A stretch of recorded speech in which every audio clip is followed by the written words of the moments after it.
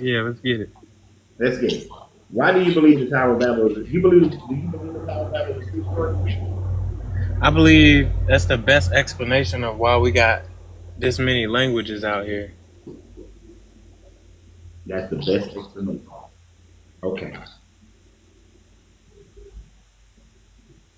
Cause, cause if you basing it off of science, they ain't really got a good explanation on how we came to speaking. Yes, they do. Have you ever studied linguistic science? There's a difference between studying evolution of man and studying linguistic science. I have never studied linguistic science. I need to study it. I study etymology. All right. Okay, so even etymology of a word.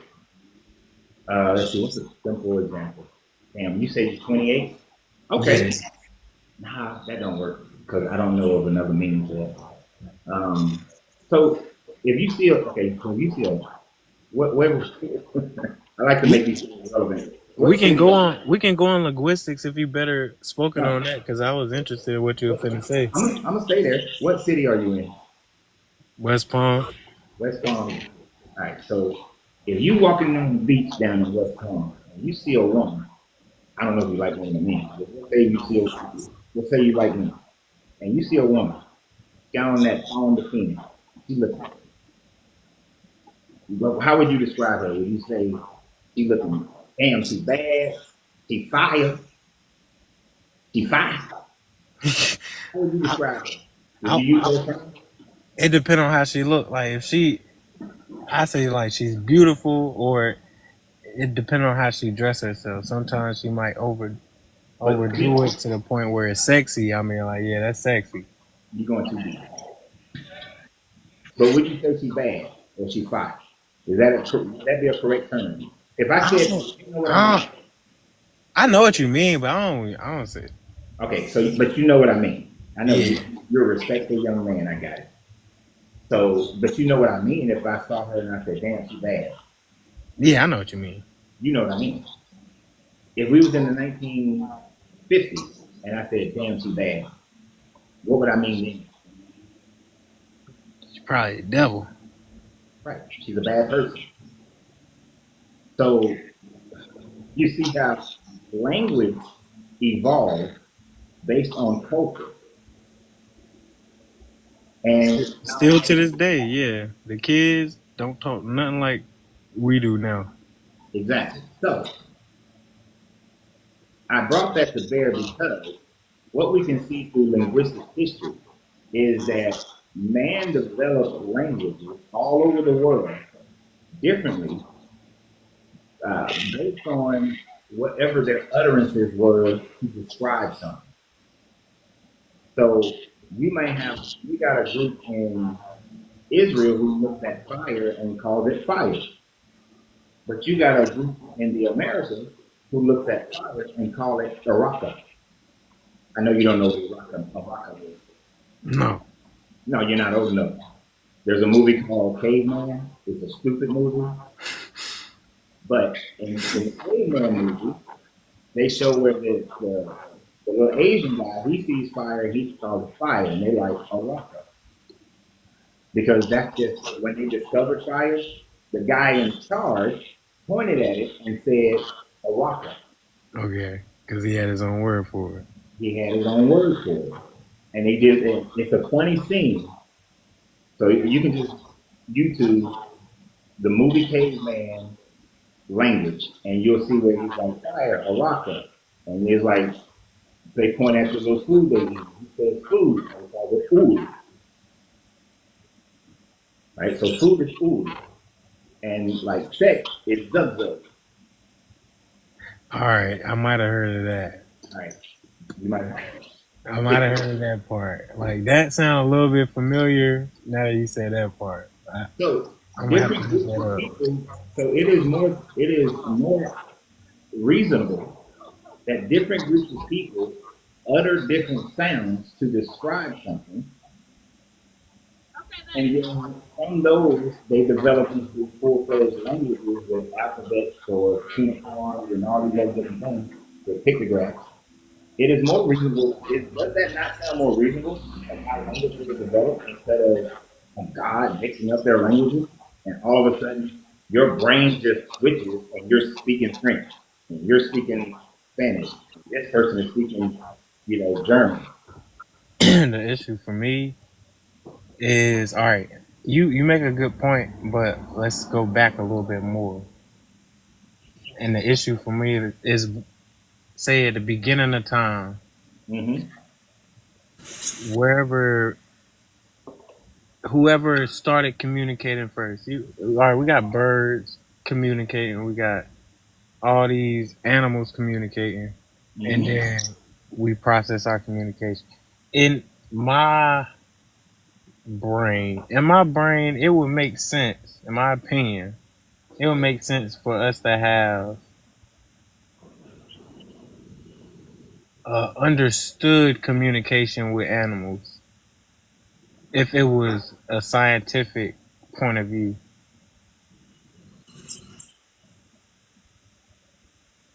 What? It was, I feel like I probably oversaid that. I'm gonna try to break it down a little bit. yeah, you got an opinion for me, but maybe it was just me. No, cause I couldn't break it down as I was understanding it. But Because like I live here in San Antonio, right?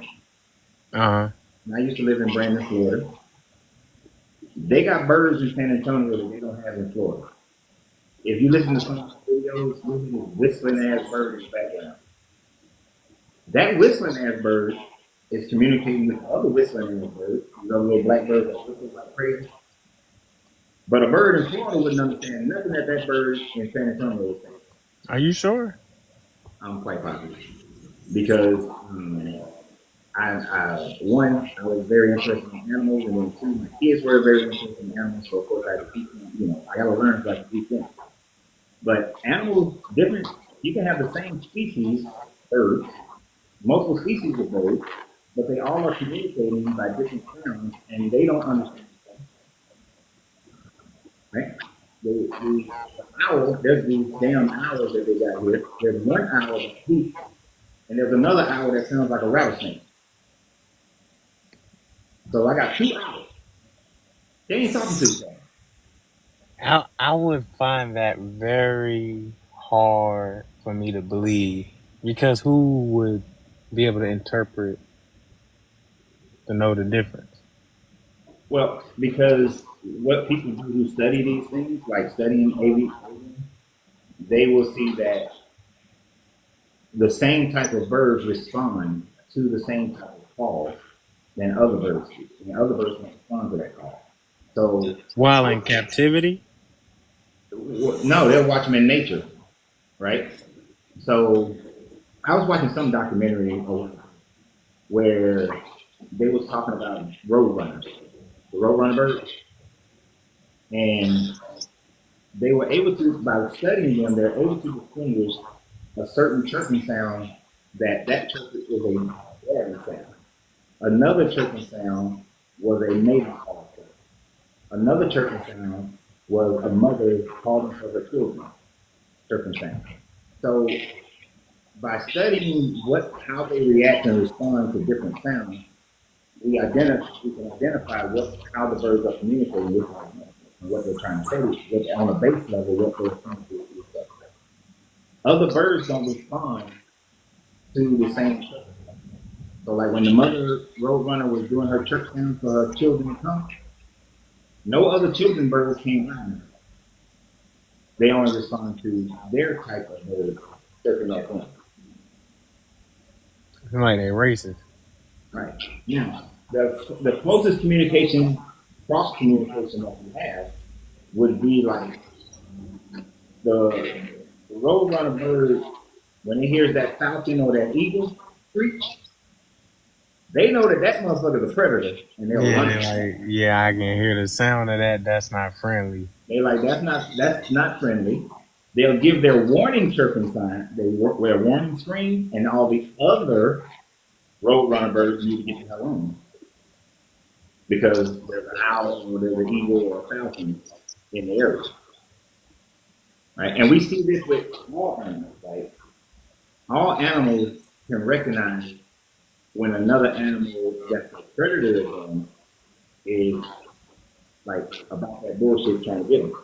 I say we can That don't mean recognize they that too. understand each other. I would say we can recognize that too. We do. We should and we do if we're attuned to it. But we recognize it with human beings. I can tell when a person is speaking French and they cussing me out, or speaking Spanish or Italian. You can tell when they cussing me out. Yeah, because they mannerisms. Like my mother is deaf; she can't hear, so we base a lot of stuff off of body language. Exactly. But if I were to come up to you and I was like, you know, what, "Pourquoi?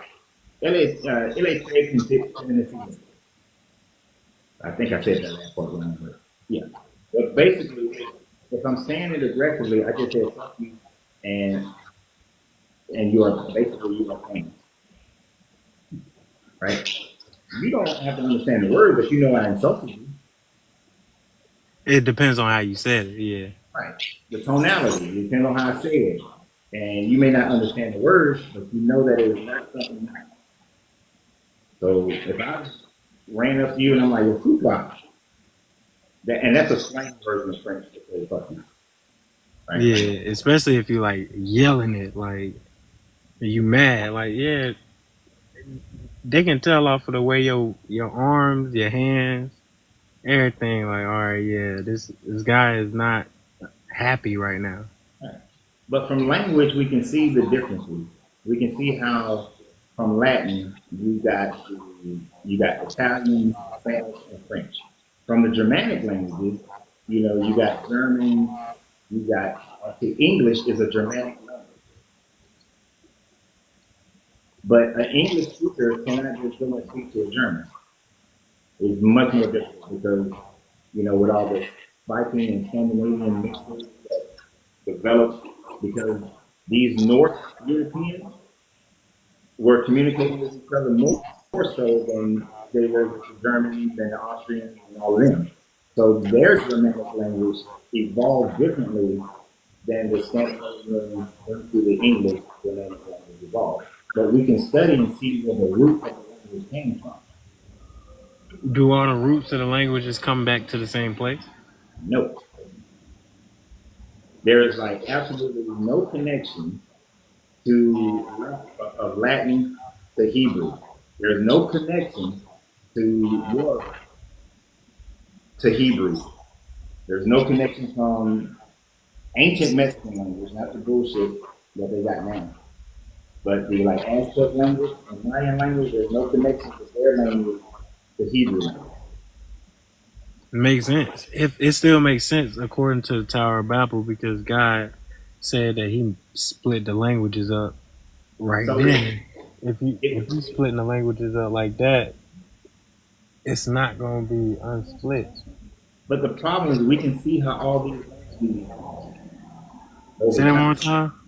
We can see how all these languages evolve over time. So there was not a point where the language were instant. In the Tower of Babel story, the language changed instantly. The Tower of Babel story is pretty old. It's before I want to say it's right around the time of like the Sumerian text, which is like the oldest text that we got. It's the story of the Tower of Babel story is close to the time frame of the writings that we have from the Sumerian and Akkadian, but the language existed a thousand plus years before True, the Tower of Babel story. but we don't have any text older than that. You're right. Some of the oldest. Well, we do have some text that's older than the Tower of Babel story. We do have some text that's older, uh, but we don't have text from the time frame of say Emperor Sargon, but we do have text before the Tower of Babel story. And here's the problem that you have with that though. We don't have text of the Tower of Babel story at the time frame of the Tower of Babel story. The text of the Tower of Babel story is thousands of years after the story supposedly happened. I agree. So if you use the same measurement, then you can say the same thing about the Babylonian story that you're saying about the text of the Tower of Babel that you can say about the text that we have of the Sumerian. I would say honestly, it would take faith on either way to get to a conclusion on this matter. Like Not you're really. not. Say again. Not really, because simple reason or not really. At the time frame of the Babylonian story, we do have texts from the Akkadian Sumerians and the Egyptians, and they're all were different. And these languages existed before the story happened. You understand what I'm saying? I'm not sure what you're saying. So if the Babylonian story is set around 2500 BCE, right? In the ancient Babylonian, What? Yeah, it's set in an ancient time frame of Babylon, but I don't even know whether it's Proto Babylonian. Yeah, it was probably Proto Babylonian at the time frame, but it's set at that time frame, in the Mesopotamian area. right? Yet we know that we have text that shows us that the Akkadian and Sumerian languages were both already being used prior to the 2500 BCE. We have text that show that the pre-Asiatic Egyptian language, the archaic Egyptian language was already being used 1,000 years before that story happened. So we have evidence of the languages in use prior to that story happening. I would have to see the exact sites that you talking about because I don't remember anything past the Sumerians. I remember during my history, the Sumerians had the oldest text. Okay, so if you research the Egyptian language, so if you type in what was the Egyptian language in 3500 BCE, you will see hieroglyphs of archaic Egyptian hieroglyphs existing in 3500 BCE. I believe it, but that doesn't accredit for a written language, What do you mean that doesn't credit for written language? That's their language. like a written language that has like a alphabet. The Proto Hebrew is not an alphabet. Proto Hebrew is symbolic as well. The Proto Hebrew that would have been existing at the time frame of this story would have been halfway between pictograph and alphabet. It hadn't quite become an alphabet yet. So they still had symbols that represented a consonant sound because they didn't have vowels. They don't have vowels in their language. I gotta study my linguistics, man. I am not hip on that yet. Where you give me something to look up because I ain't never even thought to study that. Because like most languages, they develop out of pictograph format, some type of pictograph first. Because even cuneiform is a pictograph. And then later on, they went from, okay, we got this pictograph, and this pictograph means this. And we got 2,500 different pictographs so that we can write what we're saying. And then it developed into kind of a halfway pictograph, halfway language where we can put different pictographs together to get what we're saying. And so that kind of reduced it down, reduced the number down. And it wasn't until much later after the Tower of Babel happened that language developed into what we know as an alphabet, which the alphabet is still sort of a pictograph, where we have the letter A, and this utilized with a bunch of other letters to make a sentence or make a word. So the mere fact that Proto Hebrew pictograph represented just a sound is the same way Cuneiform figures represented a sound or an idea, and the same way archaic Egyptians demonstrated a sound or an idea. I would have to bring it. I would have to bring this exactly to like receipt. I might make a post about it. I'm not really sure on the dates because when I was doing my history, like I said, last I remember is the oldest text that I ever seen. And I was looking up, it was the Sumerians. But I could be wrong. It could be something older. But that ain't that ain't nothing. That ain't nothing that's not easily proven. Like we both can find that out real quick. Yeah, I mean, the Kish tablet, I just looked it up real quick. The Kish tablet, which dates around 3500 BCE, is a limestone ancient Sumerian. Um, and it's the oldest example of writing that we have, and it's a precursor script to cuneiform. So we see that it was something that was before cuneiform that it developed into cuneiform. You said how old is it? 3500 BCE. All right. Can you look up how old the Tower of Babel is? I'm not sure.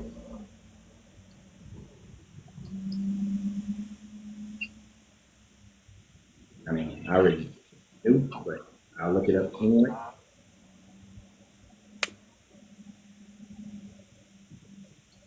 This is interesting.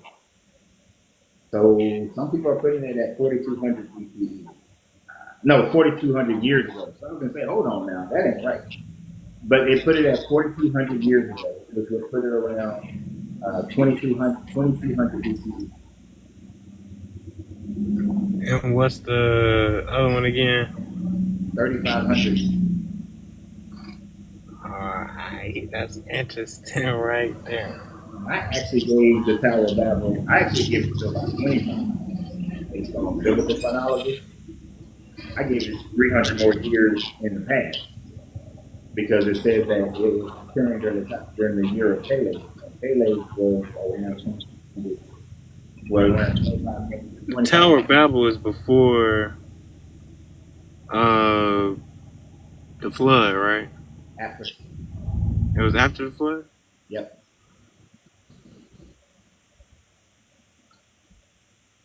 It's 101 years after the flood. Okay.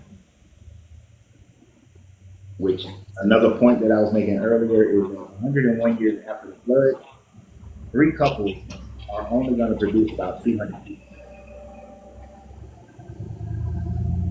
And that ain't enough people to make a city or build a city. You said there ain't enough people to do what? To build a city or this ziggurat. How not? So you saying two people can't multiply to enough people to populate a whole area? 200. So you think 200 people is enough people to build a city of Babylon? Now, mind you, it's 200 people when the tower is built. You got to grow into that 200 people. Where you get 200 people from? Well, when you do the math of three couples having babies, um, and the average lifetime of a person, and when they come of age to have babies, and the average number of babies that will have, then it's roughly 200. It's actually a little bit less than that. The math comes out a little bit less than that, but it's basically about 200. And I'm not even accounting for the high level of infant mortality at that time frame because and they had a high level of what is it called postpartum as well as infant mortality in those days. So I'm not even accounting for that. So you saying 100 years after the flood, there's supposed to be like 300 people on Earth, according to the math of how much they could multiply in Yeah, 100 years. yeah, 200, not three, but 200. Yes, that would be pretty much the number. That's what the math shows, and math is not religious. That's pretty interesting. I ain't never heard that tape. Or I've read that story. I ain't never thought to do the math on that number. That's just very, very interesting. Well, most people who believe the story don't do the math. Because you don't think about it. You just accept it at face value. But when you do the math, that's it. About 200 people. Now, But could 200 people build a tower? Yeah. Could 100 people do it? Yeah. you think all 200 people build this time? Say one more time. You think 100 people are dedicating themselves to building this tower? And no, at that time frame, you need more than a ziggurat. Have you ever seen a picture of a ziggurat? I'm not sure what that is. Uh, Ziggurats are usually about 20 to 27 stories. They are these kind of round pyramid shaped buildings in order to make it look like a mountain. Um, because in the motif of the mindset of the people back then, gods always talk to them on mountains, right? So, and these people are building things that are earthen material. So they're baking the bricks, carving out the stones, and then placing the brick, then chiseling and shaping the bricks on the stone, then placing the bricks in the stone and all the support structure in this one spot. Now, if they were only dedicated to building the ziggurat, you might have a chance. But they built a city and a ziggurat. So everybody is not dedicated to building a ziggurat. Now, so if you go to down to Fort Lauderdale, you know where they built that guitar? Say that one time. That big guitar hotel down in Fort Lauderdale they built a couple some years ago. Yeah, the blue jump. If you go down, if you was there when they was building it, there was way more than 200 people involved in building that thing. And that's with modern technology. So it begs the question of who had better technology. Bruh, they baking bricks in the sun. They carving stone with chisels. The story says that they were going to bake bricks. What about the pyramids? They outlasted time. It's because they built out of earth and material. It's better material to build out of stone. They will last longer, but They still don't even know how they carved those big rocks at such precision. okay, but we ain't talking about that. We talking about the fact that they said, "Come, let us make bricks and fire them thoroughly," which means that they are using the technique of, and we know how this technique works. So you take some mud, you take some hay, and you take some water, you shape it into, and you put that into this little shape. You got these little shapers, right? And then you put those in fire and you let them bake. Then you let them sit, and then they become hardened. After they become hardened, you scrape off all the rough edges, and then after you scrape the rough edges, you take them and place them with some mortar into this place. But you gotta have somebody making the mortar as well. It's using sand and water and some other stuff to make the mortar. Do So you do you believe that they were doing stuff like this in that time period? I don't believe it. I know it because one, the book is. I'll accept that the book is saying it. Two, we see the remains of people using this technique, which is how we know they use this technique. Three, there are still people who are. You can still go to places where they are still using this technique to build. And then four, I used to work for my grandfather's construction company, and so I've made mortar from scratch and I've made bricks from scratch. My grandfather wanted me to teach one time. We was making a brick from scratch, and I was like, "This is bullshit." But we made bricks from scratch. It just all right. So that's logical. I presume that you're an atheist, right? Yeah, How is it logical to say that we came from nothing, but also follow science? because atheists don't say that we came from nothing. That is a Christian perspective on atheism that is incorrect. So what would you say that atheism says that we come from? Uh, if an atheist is worth their salt, they're gonna say we don't know really. but we also know that nothing, that something can't come from nothing. There has to be matter, and the universe is filled with matter. So we all come from energy, energy that transmute into energy. I mean, energy that transmute into matter, that transmute into life, and then life evolved from that. Do we know exactly how? No. We should No, because we shouldn't. we Why should know we know how old the universe is in science. we still figuring certain aspects of that out, and we always find out new information. But how should we know? Because science has been around. That would be like saying that since science was around in the 1200s, science should have known how the universe was created. But science stands on top of each other, learning more and more, questioning itself to learn more and more every day. So there is no end to science. Yeah, like nothing can literally be proved No, some things are proven. Uh, until I mean, if something comes along that disproves it, then sure. But the difference in science and atheism is that we're accepting of the new information. So that's the problem with religion, is that you become intolerant to new information that will prove otherwise. I feel like that would be more conservative than religion. No, wait, that's religion. Religion says that any religion, all religion, says that this God created the universe.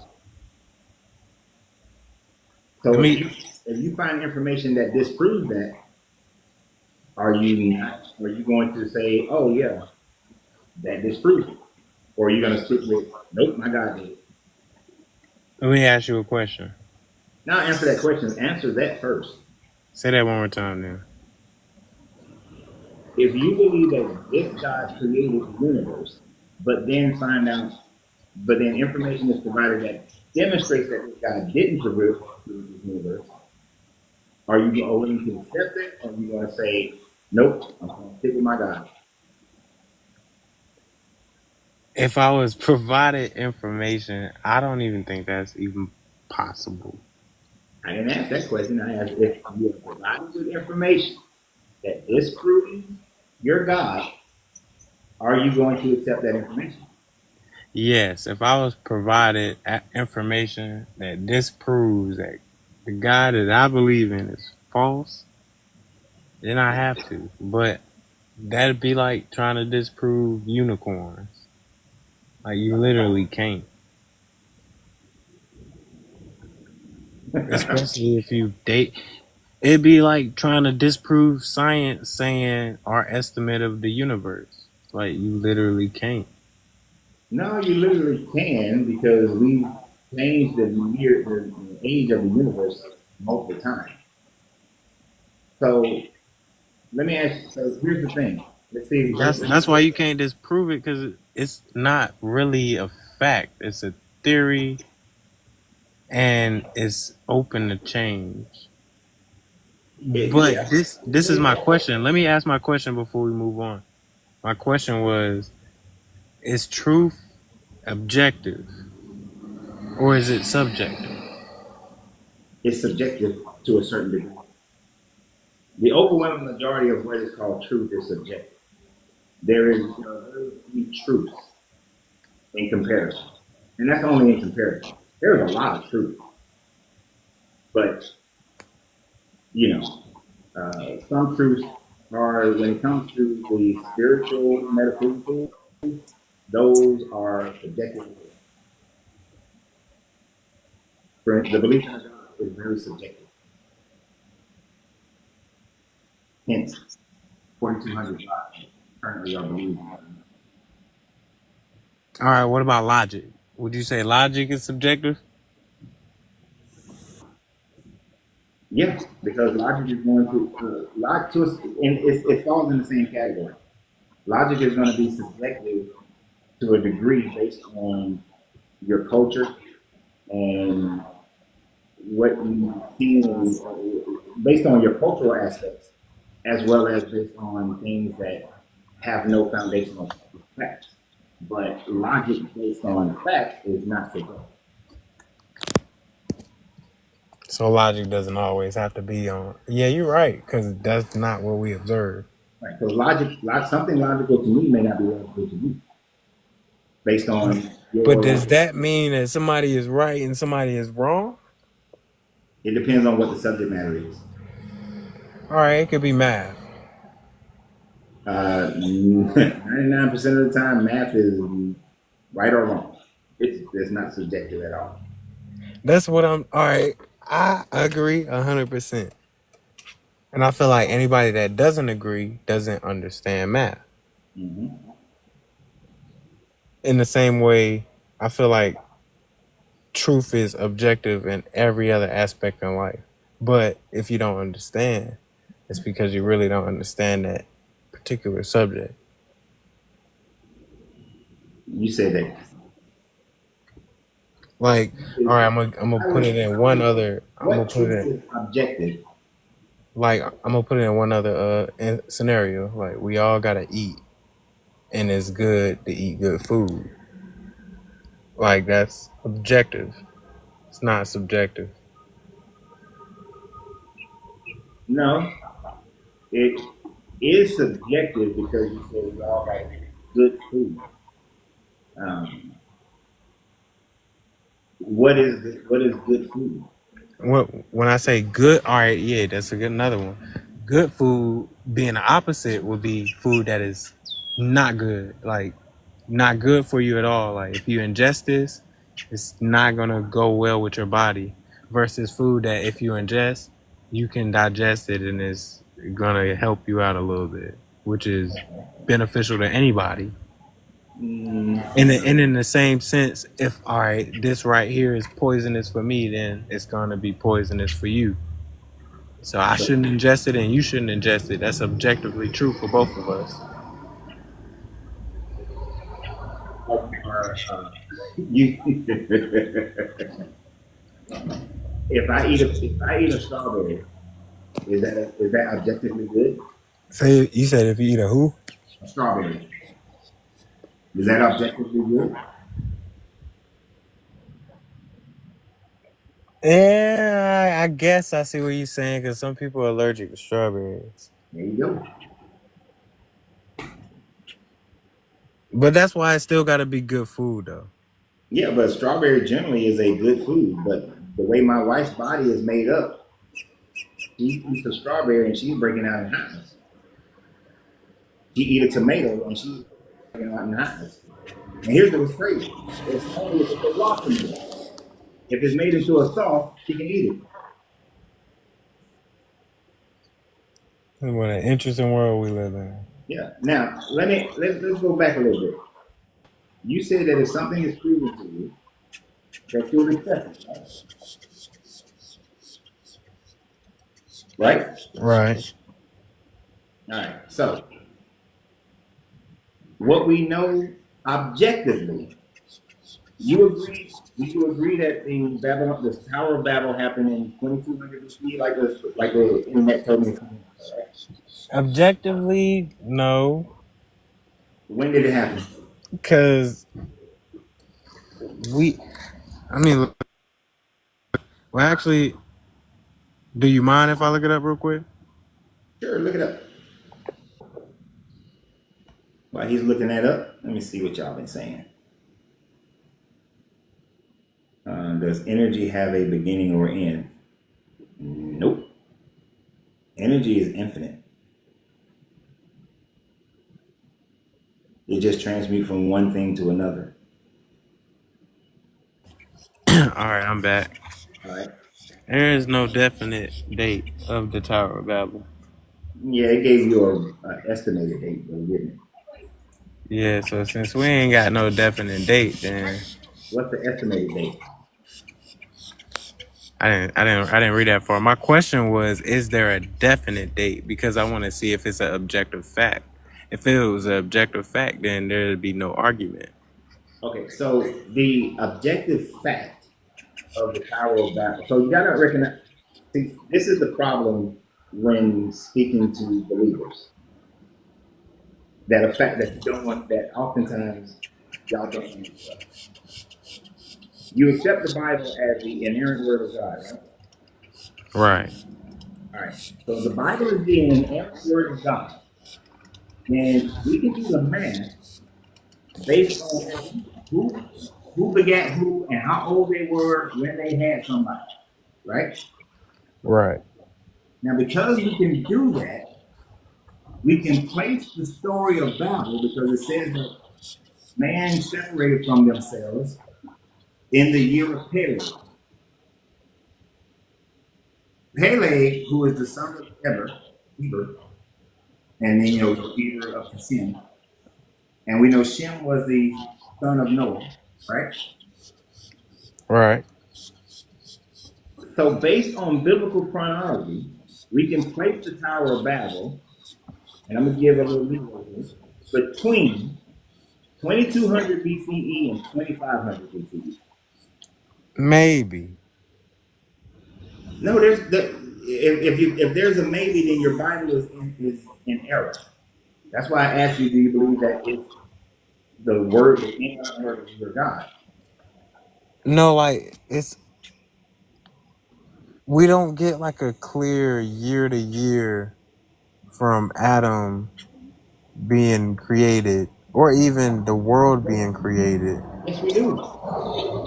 From the Bible, you do.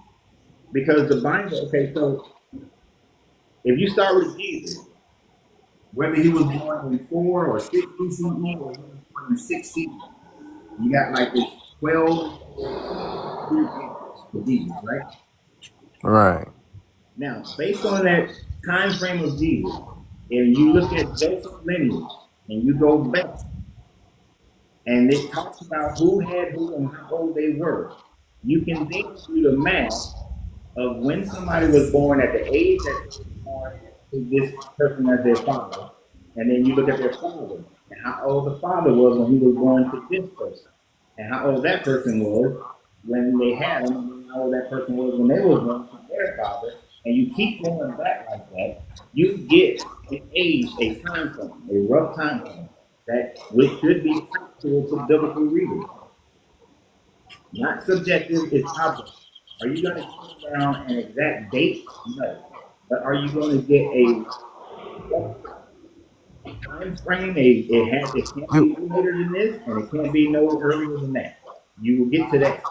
it would be objective if it was clear in the Bible exactly how many years It were is. between certain events. It is. It's very clear about that. It's incredibly clear. As So so, like for instance, in Second Kings, it says that in the 8th year of the reign of Solomon is 480 years from the time frame of the Exodus. So this is why they say this is why Bible believers say the Exodus happened in 1440 BCE. can I look up one more thing? We're gonna look up how many years was it from Adam to Noah? Sure. Because I want to see if it's accurate.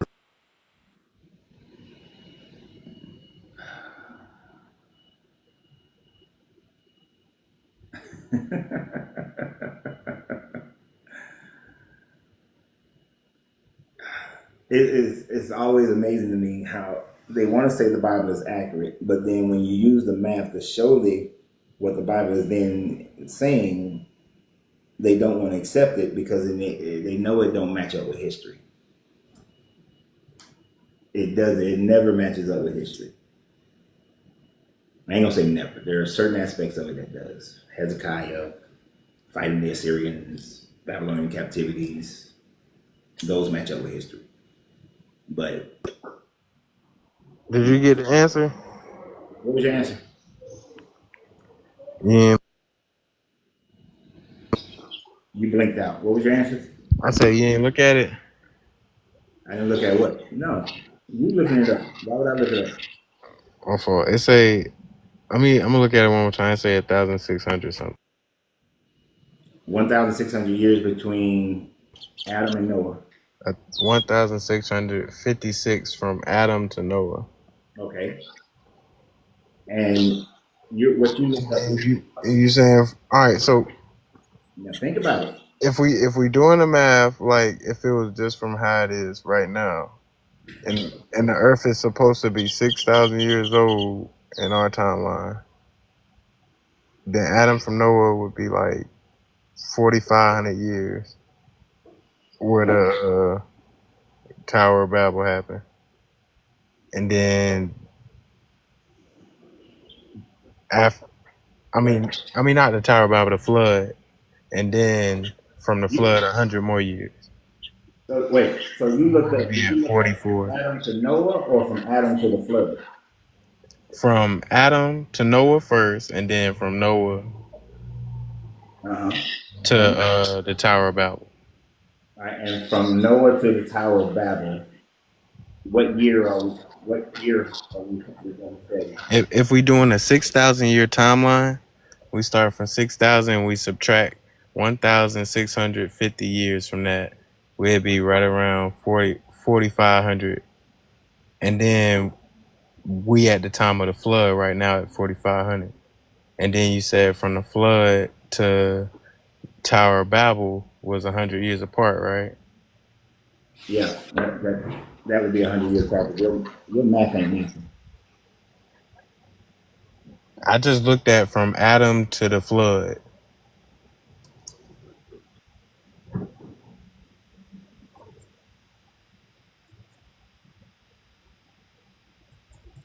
Uh huh. All right. So were you looking at? So something's off. It's off.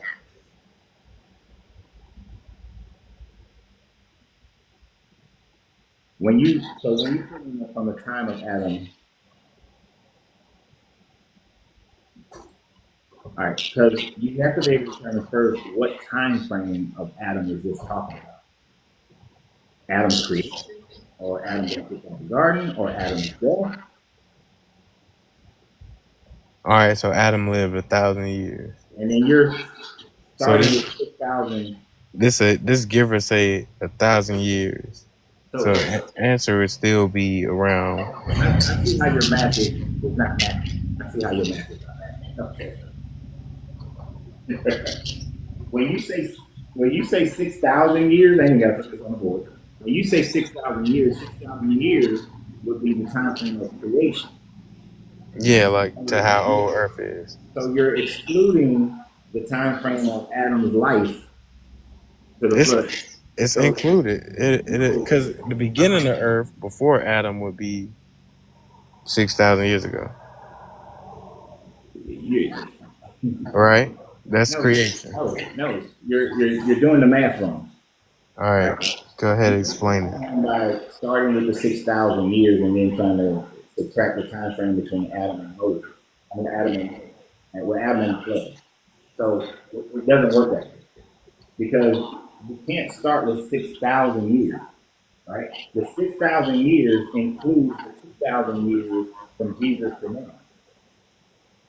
So that's from Jesus to now, not the flood to now. I mean, not the creation to now. So you can't use 6,000 as a starting point, right? Because if you use 6,000 as a starting point, the first thing you got to do is subtract uh, the 2,000 years between Jesus and uh, You don't have to do that. yes, you We do. we starting from the creation point, which is supposed to be 6,000 years old. And No, not then, 6,000, not 6,000. But see, you're starting from 6,000 BCE, not 6,000 years ago. no, So I'm saying from 6,000 years ago. Like if you look it up, it'll say that the story of creation happened some odd 6,000 years ago. right, I'm with you. All right, so if we add No, 1,560 years plus that, we'll get to the flood, right? not in how you count the time frame. That's just 1,560 years later. We at the flood from creation, right? But okay, listen. I need you to walk with me, okay? I'm gonna put this on the board. Can you see All it? right. So You got a timeline. And as you say, we're in 2025, right? Got that part? 6,000. So if you went 6,000 years ago, remember we got a break here where we started with zero. So when you go 6,000 years ago, that actually puts you at 4,025. No, that's scientific. If you believe that the world is long older than that, you just gonna keep on counting before that. No, it ain't got nothing to do with the scientific. We're doing chronology. We're doing a timeline. You recognize that we started at zero 2025 years ago, right? So the time restarted. Right. Time restarted. You remember, this goes down to zero and this goes up to 2025. Right. So you can't put 6,000 here because you're ignoring the start over of the zero. No, I'm telling you just simply how old the earth is assumed to be by creationists. Then you have to take away the zero. So have you ever looked at the a Jewish? You know what year is it in the on the Jewish calendar? I'm not sure. Let me look it up real quick, and maybe that'll help you understand what I'm saying. We in the year 2025. You take 2000 away from that, we'll be in the year 025. It's Okay. 25 years apparently after Christ was born. And you take 2000 more years from that, we gonna be in the year 1995 maybe BC. Now, And then dude, what math are you doing? I'm just taking 2000 away. You go 2000 behind. All right, what's 2000 years behind the What? 0 point? 4,025. No, 2000 years. What's 2000 Oh, years like in between that? 2,025. Yeah, that's all I was saying. Like if you go back 2000 years, that'd be 4000 years right there. All right. 4000 years ago, right? 4,000 years ago, it would be 2020. It would be 2025 BC. Right, and we talking about 6000 years ago, which is the supposed Would beginning be of creation. 4,000. Would be 4,025 BCE. All right, so now we do 1000 years, 56 ahead of that. What was the number? 1,000. 1564, I think. Let me look real quick. No, you fine. 1656. All right. All right. Then that would give us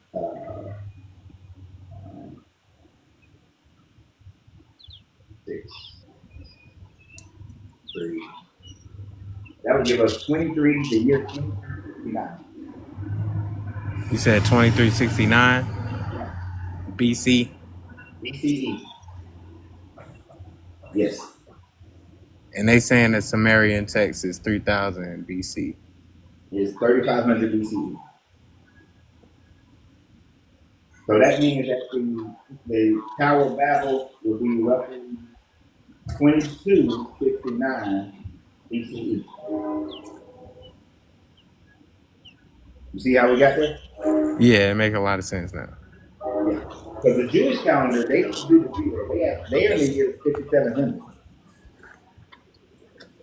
because of the 6,000, some close to 6,000 years. It's not exactly 6,000.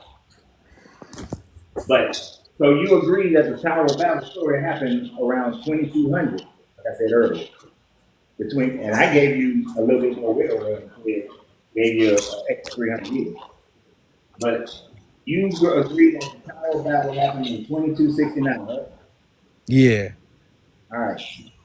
So the Tower of Babel happened around 2269. Um, then how do you explain the fact that In 2500 BCE, you had the Sumerians with their language, Egyptians with their language, Indus Valley with their language. You had the Mesoamericans um, with their language. You had different languages in the Mesoamerican, where like Peru, you had the Olmec civilization in Mexico. Well, no, that's the earliest known language. It was like 1200. But you had other languages in Mesoamerica during that time frame as well. How many years before at the same time? Uh, 300 years beforehand. Oh, that's a close estimate, man.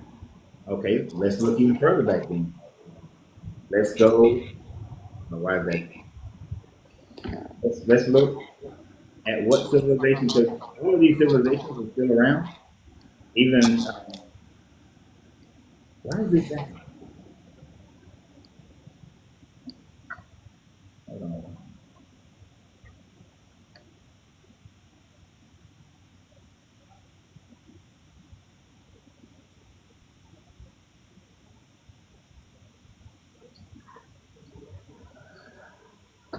Even if we check in and say what civilizations were around in 3500 BCE, we still get the Sumerians, the Egyptians, we get the Peru, people in Peru.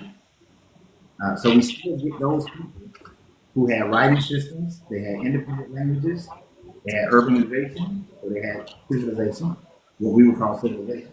You still have these people that are around 1,000 years before this time, which fits with the T tablet in Sumer.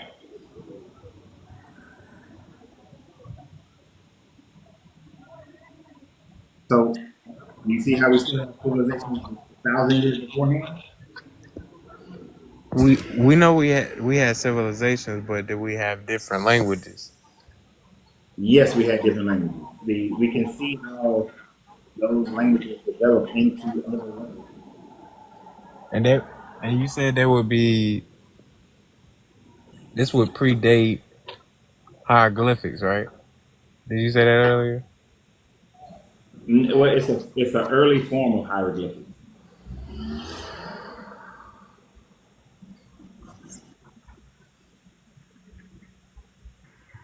They're not going to be the same as the hieroglyphics that you see today.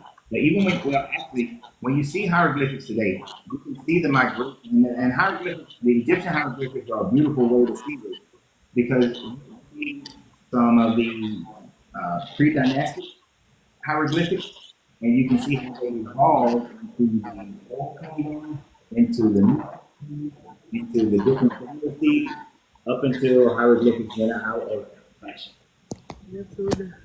So you can see the whole progress of thousands of years of how that language evolved.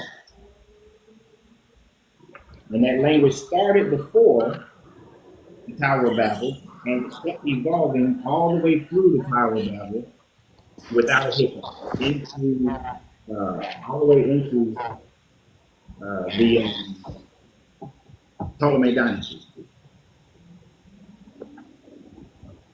Because it You said wasn't whose dynasty? that hieroglyphics started going out of fashion. You said through whose dynasty? The Ptolemy, the Greeks, when the Greeks controlled Egypt, which Oh, was okay. around second and third century BCE.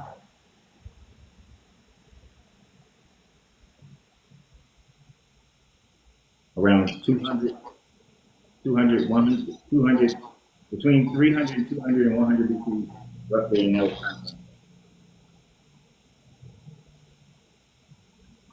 This is all interesting because it's right near flood time biblically, right? Well, that's a whole, yeah, this is one of the things I also use to Or look. this is pre-flood times biblically then. Yeah, because this is one of the things I also utilize to show how the flood happened. Because there's no change in those people's history. There's no break in those people's history. They've always been there and they're still there. That is very interesting. So one side has to be right and one side has to be wrong. There is no in between. And if you can literally see the proof of the Egyptian king, the Egyptians never having a break with their language nor their kingdom of their existence. Which one is right and which one is wrong?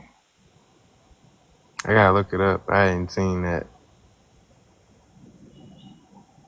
So You we saying just, that? You saying Egypt has existed all through time? well, they've existed through all of biblical time, yes. They existed before biblical time, but all through time is a finite statement. That would mean they've existed for billions of years and nobody existed for billions of years. But all through the time of the Bible and before the time of the Bible, the Egyptian society has existed.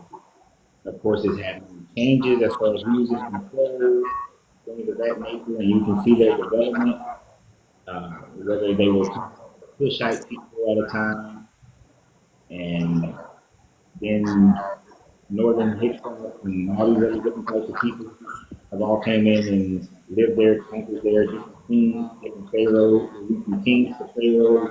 But what we do see is that there is no break.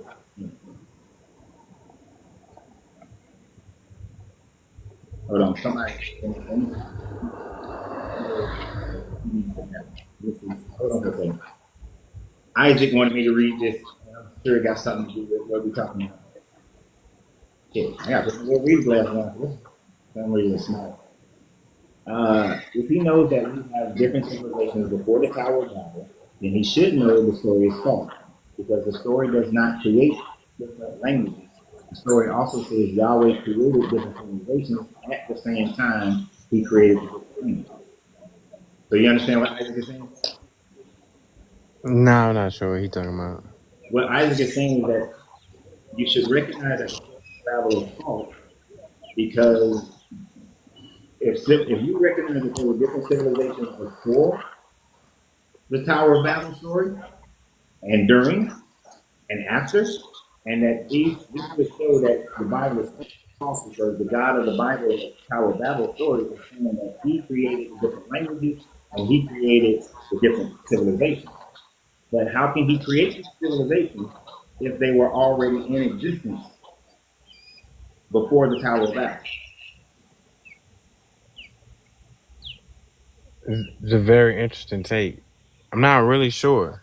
Like, we know the Tower of Babel happened in the Mesopotamia area, which is not far from Egypt, right? It says it took place in Mesopotamia. And that's not really far from Egypt, right? It's like almost like miles away. It's probably less than 100 miles. It's about a 10-day walk. All right, so if we got that right there next to it, and then right before it, we don't really have much information except you saying 100 years between the flood and that. Yeah, but we got a lot of information. We have a ton of information on Egypt during that time frame. Before the flood, during the flood, after the flood, we have a ton of information on Egypt. I'm gonna do some research on this. I gotta go. I gotta pick up these kiddos, Uh-huh. but But this also think is about this. You're trying to make it work by putting the two civilizations close to each other. But the fact is, the Peruvian coastal civilizations were in existence before, during, and after. And they were already there. And they are nowhere near. The Peruvian, you know where Peru is, right? nah. I'm gonna look that up too though. But Peru is in South America. my little sister calling me again. Let me go ahead and But get right. understand, Peru is in South America. There's no way. But you have a good one, young man. I know he got it. He's doing his thing. Let him go do his thing.